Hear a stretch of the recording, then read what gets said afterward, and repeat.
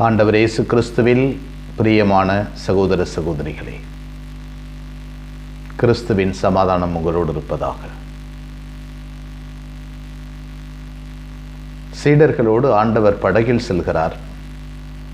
படகில் செல்லுகின்ற ஆண்டவர் சீடர்களோடு இருக்கின்ற போது அவர் அயர்ந்து தூங்கிக் கொண்டிருக்கிறார். காற்றடிக்கிறது, புயலும் தண்ணீரும் மேலே எழும்ப கடல் நீர் படகில் வந்து சேர்ந்து கொண்டிருக்கிறது. இந்த காற்றும் கடலும் சத்தமாக அவர்களுடைய படகை அமிழ்த்து விடுமோ என்ற பயத்தில் ஓடிப்போய் இயேசுவிடம், ஆண்டவரே, இயேசுவே, எங்கள் மீது இரக்கமாயிரும், நாங்கள் மடிந்து போகிறோமே, உமக்கு கவலை இல்லையா? எழுந்து நின்று காற்றையும் கடலையும் கடிந்து கொள்கிறார். பேரமைதி உண்டாகிறது. திருத்தந்தை 16ஆம் ஆசீர்வாதப்பர் இதை பற்றி சொல்லுகின்ற போது, திருத்தூதர்கள் கவலைப்பட வேண்டிய அவசியமில்லை.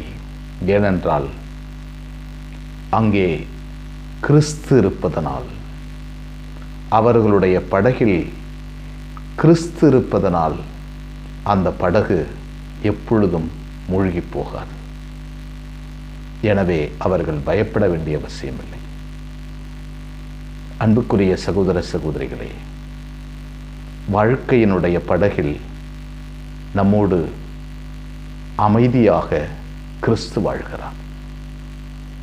என்ன நடந்தாலும் ஏது நடந்தாலும், எப்பேற்பட்ட புயலும் வெள்ளமும் அடித்தாலும், எப்பேற்பட்ட காற்றும் கடல் தண்ணீரும் மேல் எழும்பினாலும், நம்முடைய படகு மட்டும் எப்பொழுதும் மூழ்காது, தண்ணீர் நிரம்பாது.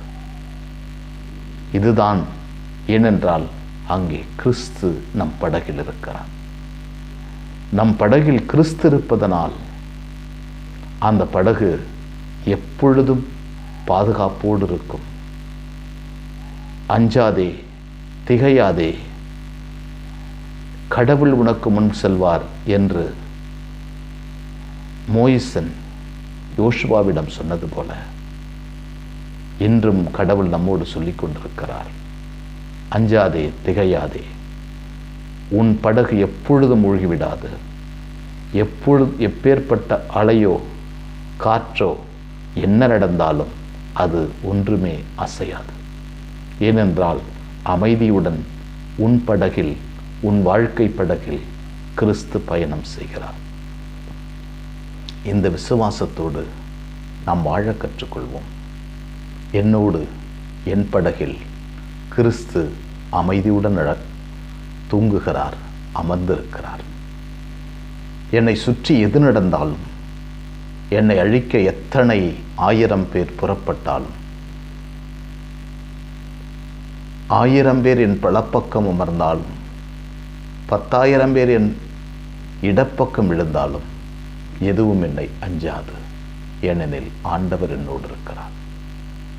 இந்த ஒரு ஆழமான நம்பிக்கையோடும் எதிர்நோக்கோடும் வாழ கற்றுக்கொள்வோம். எங்களை நேசிக்கின்ற விண்ணகத் தந்தையை போற்றுகிறோம். அற்புதமான நாளுக்காக நன்றி சொல்கிறோம். ஆண்டவரே, எங்களை வழிநடத்தியதற்காக நன்றி. எங்களோடு நீர் தங்க திருவுளம் கொண்டதற்காக நன்றி. கடவுள் உங்களோடு தங்கியிருக்கிறார்.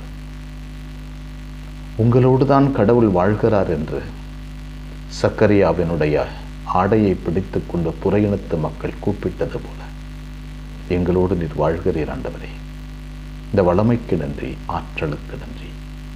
உமது பிரசன்னத்தை எங்கள் வாழ்க்கையினுடைய எல்லா நேரங்களிலும் உணர்ந்து கொள்ளவும், புரிந்து கொள்ளவும், புரிந்து வாழவும் எங்களுக்கு வரம் தாரும்.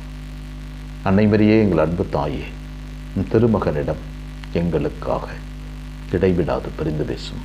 ஆமென்.